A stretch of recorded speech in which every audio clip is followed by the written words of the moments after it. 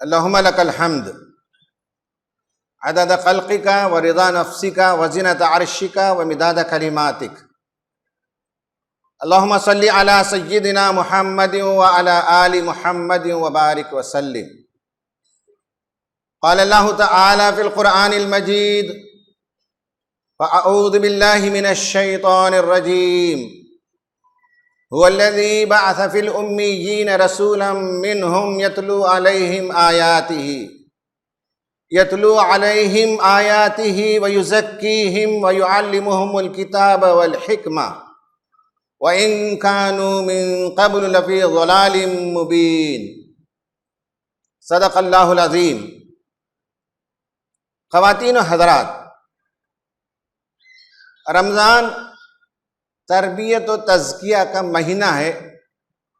Ramzan is a month of self purification and development. اس موضوع پر میں انشاءاللہ اظہار خیال کروں گا. اللہ تعالیٰ نے انسان کو کچھ اس طرح سے بنایا ہے کہ ہمیشہ اس کے اندر خیر و شر کی کشمکش جاری رہتی ہے، اور انسان کے ذہن میں ہمیشہ یہ سوال ابھرتے رہتا ہے کہ میں کیسے اپنی برائیوں، اپنی خامیوں، میں اپنی خرابیوں پر کیسے کنٹرول کروں، کیسے میں اپنے آپ کو ایک نیک انسان بناؤں. یہ سوال اس کے ذہن میں ہوتا ہے. اس سوال کا جواب یہ ہے کہ انسان اپنا تزکیہ کرے. تزکیہ کا مطلب کیا ہے؟ اس کے دو معنی بیان کیے گئے ہیں.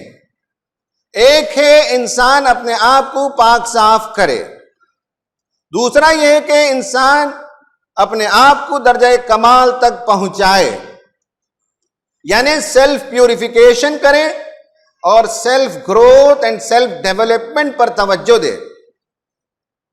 پیوریفیکیشن اس لیے نہیں ہے کہ عیسائی عقیدے کی طرح اسلام میں یہ عقیدہ نہیں ہے کہ انسان پیدائشی گنہگار ہے. Man is not a born sinner.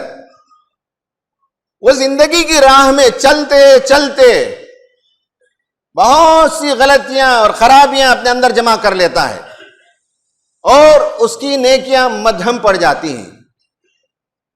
وہ بیسٹلی ٹریٹس اپنے اوپر ڈومینیٹ کر لیتا ہے اور اینجلک ٹریٹس نظر نہیں آتی. تو انسان کو اپنے تزکیے پر توجہ دینا چاہیے.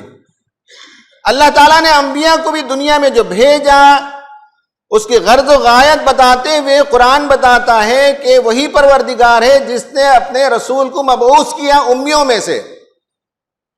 وہ انہیں آیات الہی کی تلاوت کرتا ہے، وہ ان کا تزکیہ کرتا ہے، وہ انہیں کتاب و حکمت کی تعلیم دیتا ہے. رمضان کا مہینہ آتا ہے تو اس تزکیے پر اور زیادہ توجہ ہماری ہونی چاہیے. اسلام عبادات کا ایک میکینزم دیتا ہے جس میں ہم اپنا تزکیہ کر سکیں. تزکیہ کیسے کریں؟ تزکیہ دراصل اپنی اندرونی شخصیت کا کرنا ہوتا ہے. ہماری بدقسمتی یہ ہے، یا ہماری کوتا نظری کہیے، کہ ہم اپنی ظاہری شخصیت پر بہت توجہ دیتے ہیں.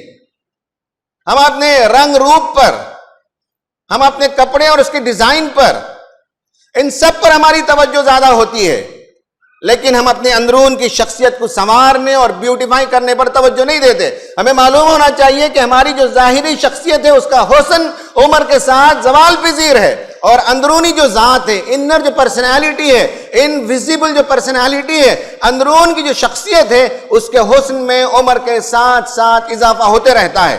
ہمیں توجہ دینی چاہیے کہ ہماری اندرونی شخصیت خوبصورت بنے. آپ کو میں اپنی اندرونی شخصیت کا ایک آئیڈیا دینا چاہوں گا. آپ تصور کیجئے کسی بھی انسان کو، اس کا ایک ظاہری روپ ہے، اس کے اندر کی شخصیت کیسے ہوگی اسے سمجھنے کے لیے ایک گلاس کی پرسنالٹی کو سمجھیے. ایک خوبصورت صاف شفاف گلاس کے انسان کا آپ تصور کیجئے جو اسی شخص کی طرح ہے. تو اس گلاس کے دو الگ الگ شخصیتوں کو آپ امیجن کیجئے. ایک گلاس کی پرسنالٹی یہ ہے جس کے اندر آپ دیکھتے ہیں کہ کانٹے بھرے ہوئے ہیں، خاردار جھاڑیوں کے چھوٹی چھوٹی ڈالیاں موجود ہیں، خشک ٹہنیوں کا چورا موجود ہے، سانپ ہیں جو اس گلاس کی پرسنالٹی کے اندر سے نظر آ رہے ہیں کہ پھنکارے مار رہے ہیں، بہت سے بچھو جو ادھر ادھر چل رہے ہیں اور ڈنک مارنے کے لیے تیار ہیں، ہزار پاک کیڑے ملی پیٹس ادھر ادھر رینگ رہے ہیں، چھوٹے چھوٹے کیکٹس وہ بھی اندر موجود ہیں اس پرسنالٹی کے اندر، چمکاڈر ہیں جو پھڑپڑاہٹ کر رہے ہیں، گندگی کے ڈھیر میں لگے ہوئے ہیں۔ یہ بھی گلاس کی پرسنالٹی بولنے لگتی ہے تو اس کی زبان سے کبھی کیکٹس نکلتے ہیں، خاردار جو زقوم ہوتا ہے وہ نکلتے ہیں، کبھی سانپ ہیں جو پھکارے مارتے ہوئے باہر نکلتے ہیں، کبھی بچھو ہیں جو ڈنک اٹھائے ہوئے ڈسنے کے لیے باہر آ رہے ہیں۔ یہ شخص جب دیکھتا ہے تو گندگی کے پردوں سے دیکھتا ہے، یہ شخص جب کسی سے معاملہ کرتا ہے تو چبھتا ہے۔ یہ ایک انر پرسنالٹی ہے۔ ایک اور انر پرسنالٹی کا تصور کیجئے، وہ بھی گلاس کی پرسنالٹی ہے، جیسے گلدان ہوا کرتا ہے، اس کے اندر آپ دیکھ سکتے ہیں کہ اس پرسنالٹی کے اندر بہت خوبصورت نزاکت والے پھول موجود ہیں، اس کے اندر خوشبودار بوٹے موجود ہیں، اس کے اندر خوبصورت روشنی کی شعائیں موجود ہیں، اس کے اندر چمکدار موتیاں موجود ہیں، اس کے اندر خوشبو موجود ہے، اس گلاس کے اس پرسنالٹی کے اندر۔ جب یہ شخص بولنے لگتا ہے تو اس کی زبان سے کبھی پھول نکلتے ہیں، کبھی پنکھڑیاں نکلتی ہیں، کبھی رنگ برنگ کے بوٹے نکلتے ہیں۔ یہ جب دیکھتا ہے تو خوبصورت رنگوں کی شعاؤں سے دیکھتا ہے۔ یہ شخص جب کسی کو ٹچ کرتا ہے، کسی سے معاملہ کرتا ہے تو ان کی شخصیت کو خوشبو سے مالا مال کر دیتا ہے۔ پہلا شخص وہ ہے جس نے اپنا تزکیہ نہیں کیا، دوسرا شخص وہ ہے جس نے اپنا تزکیہ کیا۔ رمضان وہ مہینہ ہے کہ ہم اپنی انر پرسنالٹی کو بہتر جانتے ہیں۔ میں کیا ہوں اندر سے صرف میں جانتا ہوں اور میرا خدا جانتا ہے، کوئی اور نہیں جانتا۔ اب یہ میری ذمہ داری ہے کہ میں اپنی شخصیت کے اندر رمضان میں کچھ سانپ کو مار دوں، کچھ بچھوں کو کم کر دوں، کچھ کیکٹس باہر نکال پھینکوں، کچھ گندگی کے جو ڈھیر لگے ہوئے انہیں باہر کر دوں، اور اس کی جگہ اپنی اس گلاس کی پرسنالٹی کے اندر کچھ رنگ برنگ کے پھول ڈالوں، کچھ خوشبو ڈالوں، کچھ رنگین شعائیں اس کے اندر ڈالوں، اور جتنا میں یہ کام کرتا رہوں گا تو میری پرسنالٹی فرسٹ پرسنالٹی کے بجائے سیکنڈ پرسنالٹی بننا ممکن ہے۔ رمضان میں اس تربیت اور تزکیہ کی کنجی موجود ہے، لیکن یہ یاد رکھیے یہ کنجی سب کے لیے اویلیبل نہیں ہے۔ یہ جو کی موجود ہے یہ ٹریشر ہنٹ کی طرح ہے۔ ٹریشر ہنٹ میں بچے جب پکنک میں جاتے ہیں تو ادھر ادھر تلاش کرتے ہیں اور انہیں ٹریشر ملتا ہے۔ اسی طرح رمضان میں یہ کنجی رکھی ہوئی ہے تربیت اور تزکیہ کی۔ یہ تربیت اور تزکیہ کی کنجی ہر ایک کو دستیاب نہیں ہوتی۔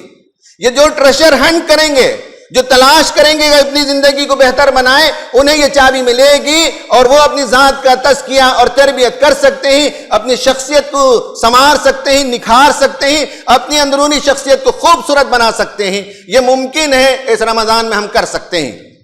خواتین و حضرات، اس کے لیے میں آپ کے سامنے 4 نسخے پیش کروں گا۔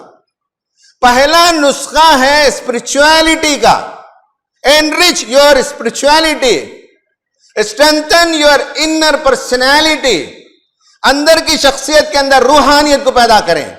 ہمارا اصل وجود تو روحانی وجود ہے، جسمانی وجود 50 60 70 سال تک باقی رہے گا، پھر اس وجود کو چھوڑ دیں گے دنیا میں، اور وہی انر پرسنالٹی کو، اسی اندر کی روحانی شخصیت کو خدا کے پاس لے جائیں گے۔ خدا سے وابستگی کے بغیر روحانیت کا تصور ممکن نہیں۔ رمضان خدا سے وابستگی کا بہترین موسم ہے۔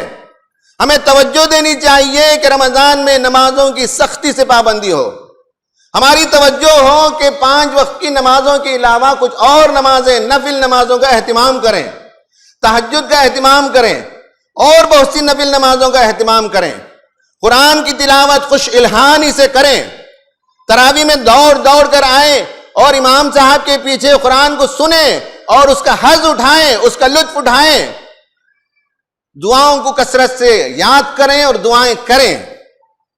رمضان میں سحری اور افطاری کا وہ وقت ہوتا ہے جب آدمی بہت کثرت سے اللہ تعالیٰ سے لو لگا کر دعا کر سکتا ہے۔ میں خاص کر خواتین سے کہنا چاہوں گا، ان کی مجبوریاں ہوتی ہیں کہ اذان ہونے تک سحری کھلاتی رہتی ہیں اور اذان ہونے تک افطار کی تیاری کچن میں کرتی رہتی ہیں۔ انہیں طے کر دینا چاہیے، گھر والوں کو بتا دینا چاہیے کہ افطار سے آدھا گھنٹہ پہلے ٹیبل پہ جو رکھ دیا گیا سو اس پر قناعت کریں، اس کے بعد ان کا پرائیویٹ ٹائم ہے۔ سحری میں ٹیبل پر آدھا پونا گھنٹہ پہلے جو رکھ دیا گیا اس پر قناعت کریں، اس کے علاوہ ان کا پرائیویٹ ٹائم ہے۔ تاخراتوں میں بتا دیں بچوں کو، شوہر کو، کہ بار بار آ کر ڈسٹرب نہ کریں، بتا دیں کہ 12 بجے سے 4 بجے تک میرا پرائیویٹ ٹائم ہے، جس کو جیسے آنا ہے اس کی مرضی، جس کو جیسے جانا ہے اس کی مرضی۔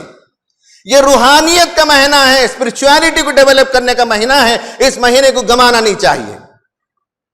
دوسرا ہے اس مہینے کے اندر مینٹل ہیلتھ پر توجہ دیں۔ آج کے دور میں خاص کر نوجوانوں کا بڑا پرابلم ہے مینٹل ہیلتھ کا۔ کسی کو غصہ زبردست آتا ہے، کوئی مایوسی کا شکار ہے، کسی کے اندر انگزائٹی ہے، کوئی ڈپریشن کا شکار ہے۔ مینٹل ہیلتھ کو پروموٹ کرنے کا بہترین مہینہ رمضان ہے۔ رمضان میں ایک آدمی روزے سے ہو اور غصہ نہ چھوڑے، ایسے آدمی کے روزے کی کوئی ضرورت نہیں ہے۔ آدمی مینٹل پرابلم کا اس لیے شکار ہوتا ہے کہ وہ دوسروں سے کمپیئر کرتا ہے۔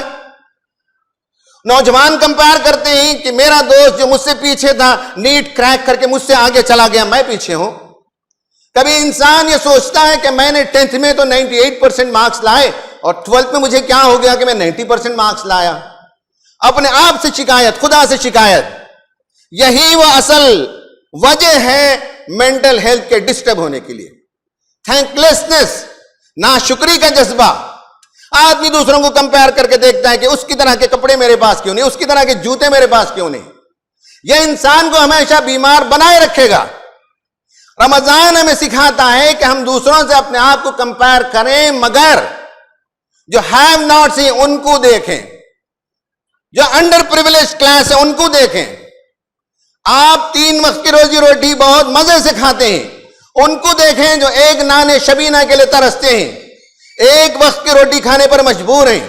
ان سے کمپیئر کریں تو شکر گزاری کا جذبہ پیدا ہوتا ہے انسان کو۔ اسی لیے روزے میں یہ ہدایت دی گئی ہے کہ وہ غریبوں کا خیال رکھیں۔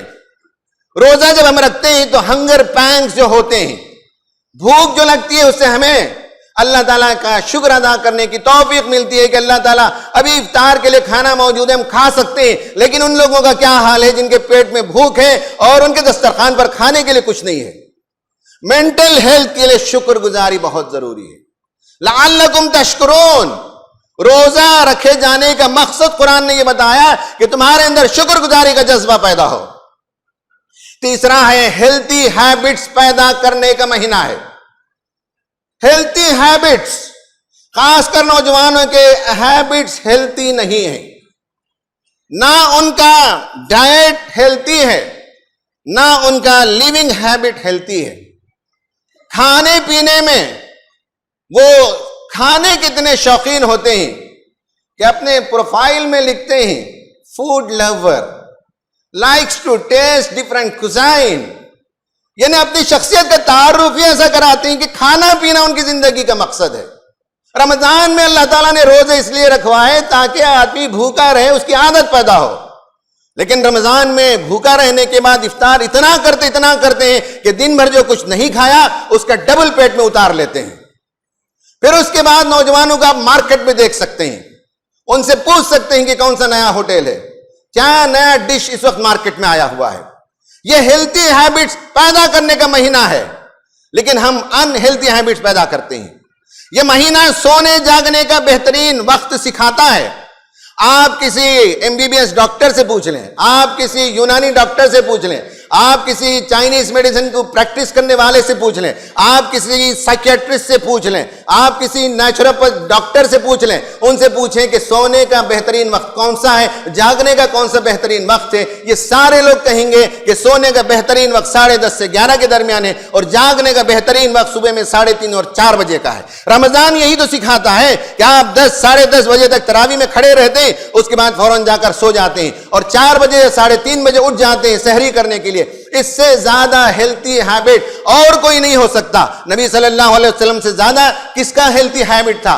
آپ صلی اللہ علیہ وسلم تہجد کے لیے اٹھتے تھے. آپ صلی اللہ علیہ وسلم عشاء کے بعد بیکار کاموں میں مشغول نہیں ہوتے تھے, بستر پر چلے جاتے تھے. اس وقت انسان کے اندر گال بلیڈر کا پیوریفیکیشن ہوتا ہے, ڈیٹاکسیفیکیشن ہونے لگتا ہے. سائیکیٹرسٹ کہتے ہیں کہ برین میں جو پازیٹیو کیمیکلز کی ضرورت ہے وہ اسی وقت میں رات کے 12, 1, 2, 3, 4 بجے یہ انفیوز ہونے لگتے ہیں اور انسان صحت مند ہونے لگتا ہے. اگر اس وقت نوجوان جاگتے رہیں اور دن میں سوتے رہیں تو ان کے ہیبٹس ہیلتھی ہیبٹس نہیں ہیں. رمضان المبارک ہمیں سکھاتا ہے کہ 30 دن ہمیں پریکٹس کریں, کھانے پینے میں جو ڈائٹ کا جو طریقہ ہے وہ, اور پھر لیونگ طریقہ جو سونے جاگنے کے جو طریقے ہیں وہ آدمی اس طرح سے بنائے کہ رمضان کے بعد بھی وہ ہیلتھی رہے. اور آخر میں رمضان ہمیں ہیومینٹی سکھاتا ہے, انسانوں کی فکر کرنا سکھاتا ہے. ہم سیلف سینٹرڈ لوگ ہوتے ہیں, ہمیں سیلف سینٹرڈنس سے باہر نکل کر پیپل سینٹرڈ بننا ہے, گاڈ سینٹرڈ بننا ہے. قرآن نے ہمیں بتایا ہے کنتم خیر امت اخرجت للناس, تم بہترین امت ہو اس لیے کہ تم لوگوں کے لیے نکالی گئی ہو, تم ایسی امت ہو لوگوں کی فکر کرنے والی امت. رمضان کا مہینہ ہمیں لوگوں کی فکر کرنا سکھاتا ہے. ہم لوگوں کی بھوک اور پیاس کو سمجھتے ہیں, کسی کے لیے سحری کا, کسی کے لیے افطاری کا انتظام کرتے ہیں, کسی کو گھر کے پرانے کپڑے دیتے ہیں, کسی کے لیے عید کے نئے جوڑے بناتے ہیں, اور صدقہ و خیرات کی کثرت کرتے ہیں. بہت سے لوگ زکوٰۃ رمضان میں نکالتے ہیں, سماج میں چل پھر کر کام کرتے ہیں. رمضان ہمیں سکھاتا ہے کہ سیلف سینٹرڈ نہ بنے, اپنی ذات کے اندر مرتکز ہو کر نہ رہ جائیں, انسانوں کا خیال کریں, غریبوں کا خیال کریں, نوجوان برائیوں کے اندر مبتلا ہیں جائیں ان کے درمیان کام کریں. اس ملک کے بڑی آبادی ایسی ہے کہ جنہیں خدا کا تعارف نہیں ہے, ان کے درمیان جائیں اور خدا کا تعارف کرائیں. یہ ملک بہت سے مسائل کا شکار ہے, ان مسائل کا حل آپ کے پاس موجود ہے. آپ وہاں جائیں, آپ لکھیں, آپ بولیں اور لوگوں کو بتائیں کہ انسانیت کے درد کا درما یہاں موجود ہے. یہ 4 چیزیں ہیں جو ہماری روحانیت کو نرش کرنے, انرچ کرنے اور ہماری ذات ایک تھرائیونگ پرسنالٹی بنے, ہماری ذات ایک بہت اچھی خوبصورت ذات بنے, ہماری شخصیت کا ارتقاء ہو, ہماری ذات کا تزکیہ ہو, ہماری پرسنالٹی کی ریفائنمنٹ ہو. اس کے لیے رمضان ہماری مدد کرتا ہے اور بہترین سازگار ماحول فراہم کرتا ہے. خواتین و حضرات, ہمیں اس پر غور کرنے کی ضرورت ہے. میں نے بتایا کہ کس طرح سے رمضان ہمیں اندر کی کشمکش میں خیر کی طرف بڑھنے کی توجہ دلاتا ہے, اور 2 گلاس کی پرسنالٹیز کا میں نے تذکیہ کیا. ہمیں فرسٹ پرسنالٹی نہیں بننا ہے, ہمیں سیکنڈ پرسنالٹی بننے کی طرف آگے بڑھنا چاہیے. پھر میں نے آپ کے سامنے 4 نسخے بیان کیے. ایک اسپرچویلٹی پر توجہ دینا, دوسرا مینٹل ہیلتھ پر توجہ دینا ہے, تیسرا ہیلتھی ہیبٹس پیدا کرنا ہے, اور چوتھا ہیومینٹی کے لیے زندہ رہنا چاہیے. اللہ تعالیٰ سے دعا ہے کہ ہمیں اس رمضان سے خوب فائدہ اٹھانے کی توفیق عطا فرمائے. آمین. وآخر دعوانا ان الحمد للہ رب العالمین.